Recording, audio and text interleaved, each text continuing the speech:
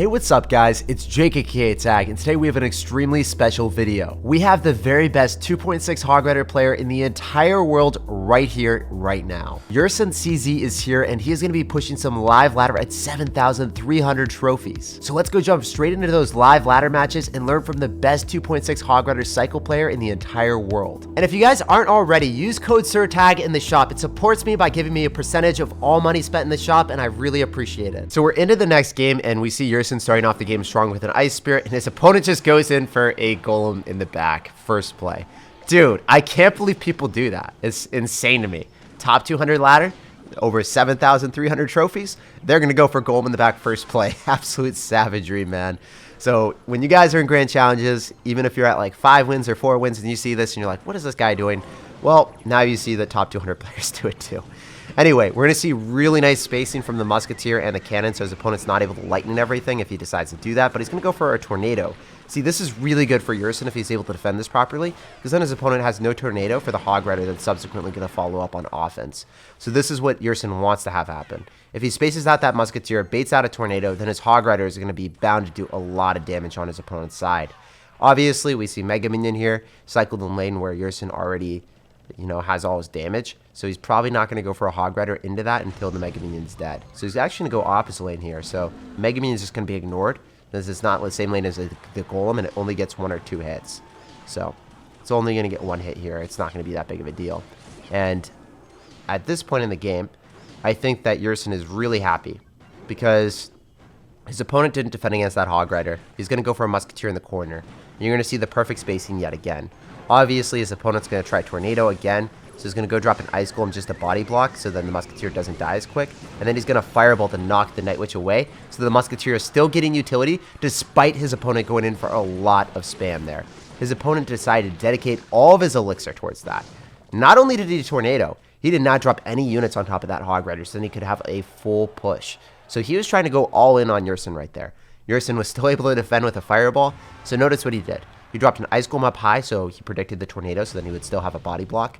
Then he also used a Fireball to make sure that he bounced all of his opponent's units back, eradicated the Night Witch, and allowed him to have more time to have the Musketeer alive, giving it more damage on the field.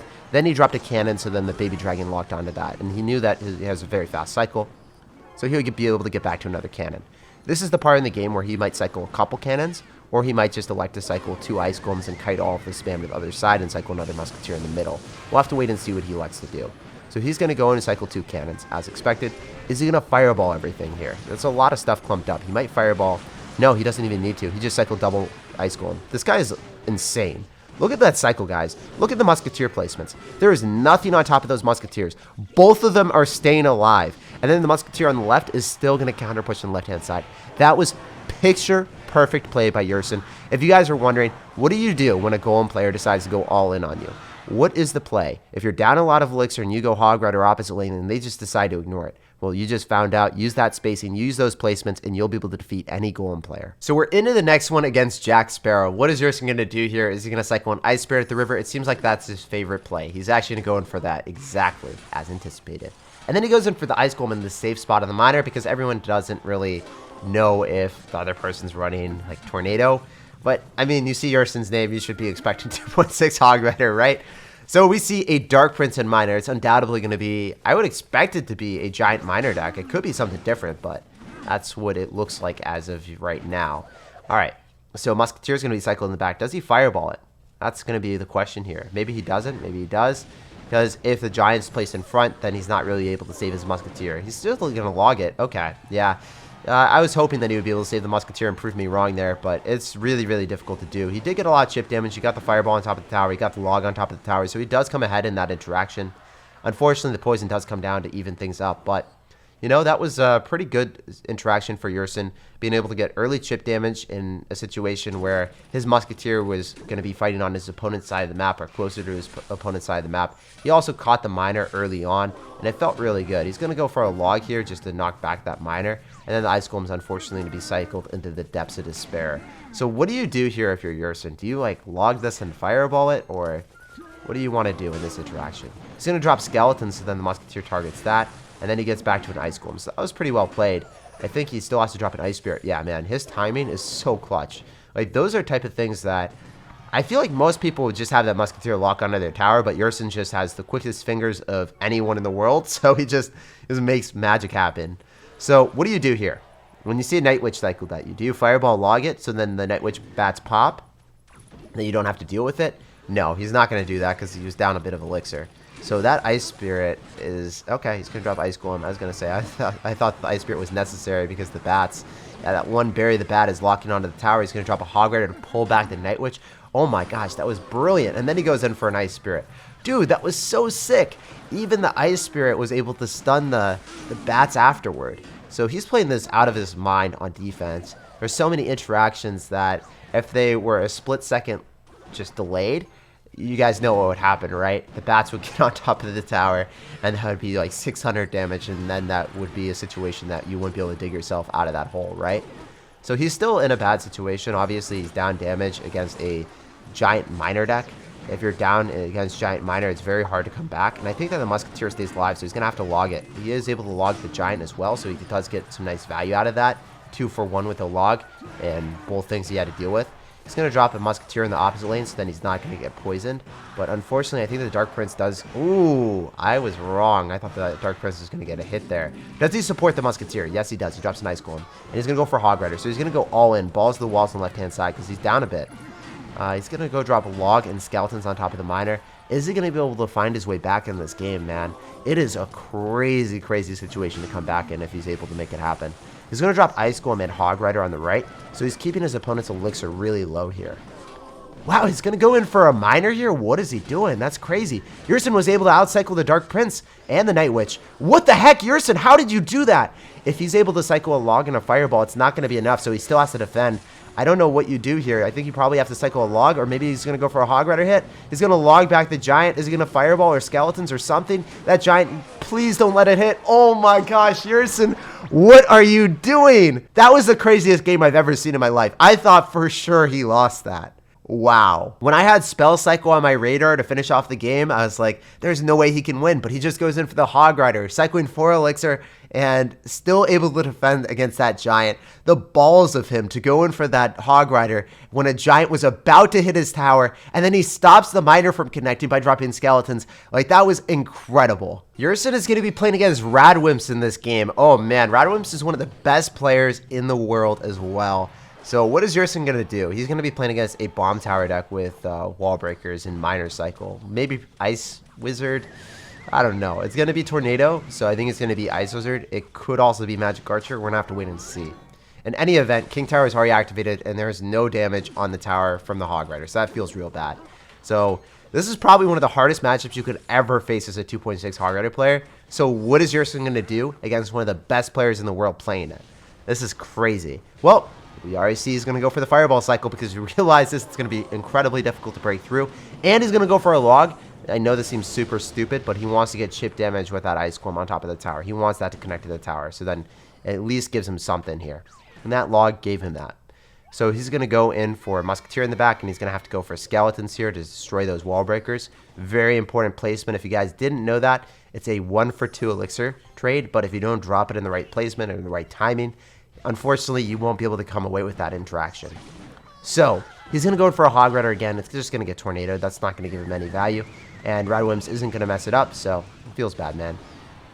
Fireball comes down, so it's able to go and cripple the Valkyrie, but it's going to have to like save Cannon to be able to destroy this. The Cannon will be able to take both of the wall breaker hits, and then it's also going to be able to kill the miner. So he is in a good spot, but man, this matchup is just so scary. I feel like I would just double tap swipe up as soon as I saw this, man. So I'm feeling that he's probably going to cycle Musketeers on the right-hand side in the back to build up big pushes. I could be wrong here. We'll see what he likes to do. I don't know how you're supposed to win against a really good player with this deck, but in my situation, I would probably cycle Musketeers in the back. Apparently, that's the wrong play. He's just going to go for Musketeer at the river. Oh my gosh, the Musketeer locked on. Did you guys see that? He double dropped a Hog Rider Musketeer, got the Musketeer to lock onto the tower against one of the best players in the entire world. But man, this matchup is brutal. He's going to have to cycle a cannon here, and he doesn't take as much damage as I thought he would. Oh my gosh. All right, so he was in the damage lead for a slight second there. Is he still able to like come back, guys? I love that Musketeer play at the river when his opponent is cycling like a rocket. That was crazy. That was actually really nice. Also, another interaction that you guys, if you didn't know, the skeletons on top of the wall breakers. So even if he loses this game, it just shows that the foresight of playing these matchups against like seemingly impossible matchups, you can still win it if you're not playing against the best player in the world. So obviously, I don't think it's possible for Yerson to win this one at this point because he's just going to get rocketed. But he played this really, really well. There's a template that you guys can follow to increase the probability of you winning this matchup.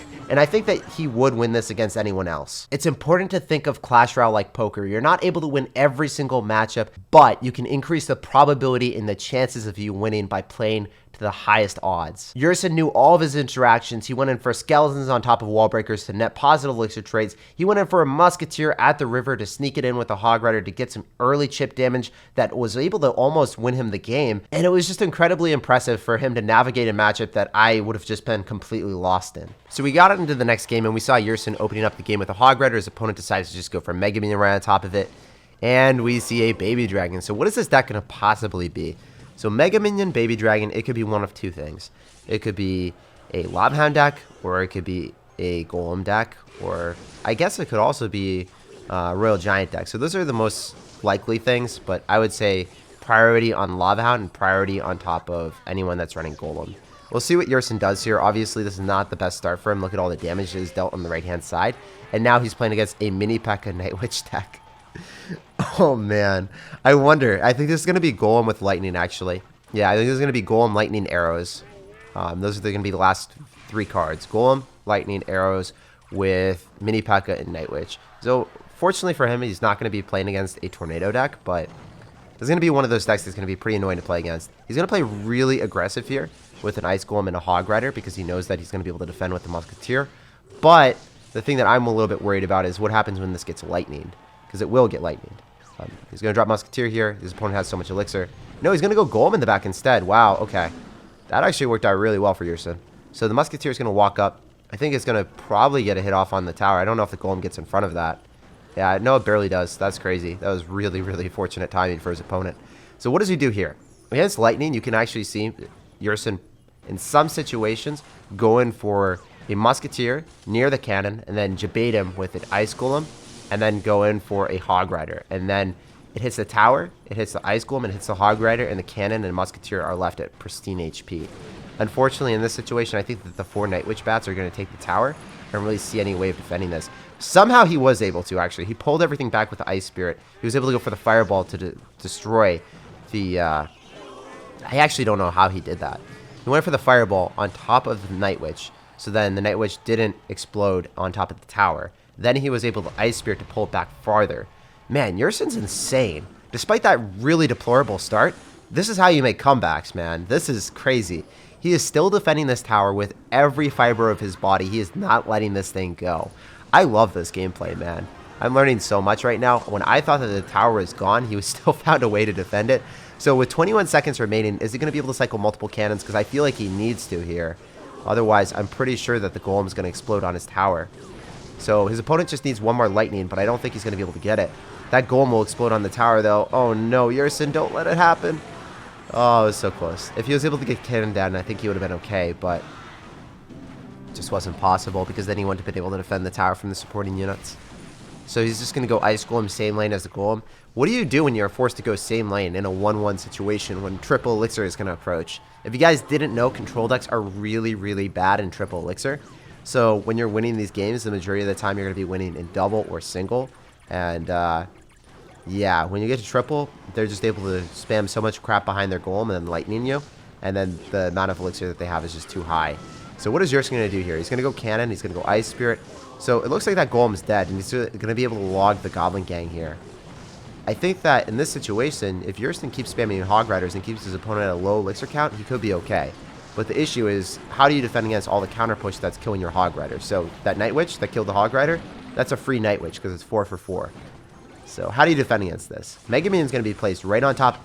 Oh, the Mega Minion is going to be able to get on top of the cannon. I was hoping that it would just hit the Ice Golem or the Skeletons, but this is a little bit deplorable. So arrows are going to come down. This is going to be a huge counter push here. Goblin Gang with everything his opponent could ever ask for. But the Musketeer and damage per second of both towers is pretty extraordinary. Another Hog Rider cycled. Wait, is Yerson able to win this? Is this possible, dude? I am shocked at every single turn of events in this game. He's going to go Musketeer in the middle, and then it gets caught. Oh, no. So he's going to have to Fireball and Log here, but that's not going to be enough. You need to go to another Fireball or another Log here. Are you able to defend? That Mini Pekka is getting really close to your tower. Oh, my gosh, Yerson, you savage. How did you win that game? I am in shock. I had no idea that that was possible in that type of situation when you are 1-1 in triple elixir, still defeating Golem Lightning. That is just insane to me, man. All right, guys, we got another game against a Pekka player, or at least I think it's a Pekka player, right? We see Electro Wizard and Royal Ghost and Bandit. If he doesn't have Pekka, I don't know what to do, guys. I don't know what to tell you because it is looking like Pekka. So we're going to go in for an Ice Golem same lane as the Bandit because we don't have Skeletons, Ice Spirit, or Log. If you guys didn't know, you can also Ice Spirit plus Log to just evaporate anything like Magic Archer, Bandit. It's nice. It's clean. So I really like going for Ice Spirit plus Log because it's just able to stun everything. It cycles 2 cards and allows you to get back to your Hog Rider a little bit quicker if you don't have it in your hand. Yerson is definitely going to have to Ice Golem Kite this, and he's probably going to drop a Musketeer in the middle for more kite room. If you guys didn't know that, he's able to just make sure everything goes towards the Musketeer now instead of towards the tower, and it allows you to drop more units in the middle, allowing both towers to focus down whatever they drop. So that's why you drop your Musketeer in the middle, especially when your opponent has no Fireball in the deck. That's also an assumption that he's not running a crazy deck with Fireball, but most Pekka decks always run Poison. So, what are we going to see here? He's going to have to drop something on the Bandit. He's going to drop Skeletons. Oh my gosh, Yerson, you're insane. All right, that was crazy. So the guy was going to go drop Skeletons, or predicting the most common Skeleton placement, and then Yerson's just like, you know what? I'm going to delay it as long as possible, and then I'm going to drop it like further away, and then the guy misses the zap. So I think 99% of the people would have got the Skeleton Zap there and would have just straight up lost the game because that was the most common placement, but Yerson delayed it again. What I was talking about before, the Log plus Ice Spirit, super good against Bandit, super good against Magic Archer. It gives him chip damage on the tower and a +1 elixir trade, and it allows him to cycle back to the cards that he needs to. So if your guy's able to do that, if you're knowing the placement of Ice Spirit, so the Magic Archer doesn't lock onto your tower and you feel comfortable with your timings, I highly encourage you to make that play. You'll get dividends every single time. That Fireball Log, though, dude, you're insane. What the heck? He kept the Musketeer alive long enough so that the Pekka doesn't do anything to him here. And then he's able to go for a really low Ice Golem Kite, so then none of the Magic Archer connects to it. So Magic Archer doesn't connect to it, so therefore he's able to destroy the Barbarians and the Bandit. Oh, I thought he was going to activate King Tower with that, dude. I thought the Musketeer was going to activate King Tower. It was really close. That was unfortunate. So what's going to happen here? He's just going to let the Bandit just die? Okay. He's going to drop Skeletons. The Royal Ghost gets 2 hits, I think. I think that's more than 1. Yeah, it's definitely 2. Alright, so Poison is going to come down on the Bandit. Probably on the right. I expect Bandit on the right because it's not really that great with Pekka in the same lane. Usually coupled with Battle Ram. Poison's coming down on the left, actually. And the Bandit's coming down on the left because he's making a really big push there. But I'm expecting an Ice Golem to come down. Yep, Ice Golem, and then just logging on top of the Magic Archer. That Pekka is going to get a hit, so he has to Ice Spirit. Man, he actually soaks up a Magic Archer hit with Ice Spirit, too. These micro interactions are paying dividends because that saved him a lot of damage on the right-hand side. That would have been a solid 180 there, man. So, Poison will probably come down on top of that again.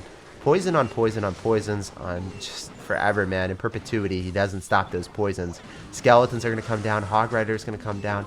But unfortunately, I think that the Hog Rider is going to get stopped by the Electro. It's only going to get 1 hit here. Yeah. I know he was expecting 2 or hoping for 2. Ice Golem's going to be plopped down to stop the Electro Wizard and the Bandit. But at this point, Yerson really wants to cycle back to Hog Riders when his opponent doesn't have immediate elixir for the Pekka. So if he has elixir for the Pekka immediately, he's able to stop the Hog Rider, and the Hog Rider does not get a single hit. But at this point, it's just Fireball Log cycle and the game's over.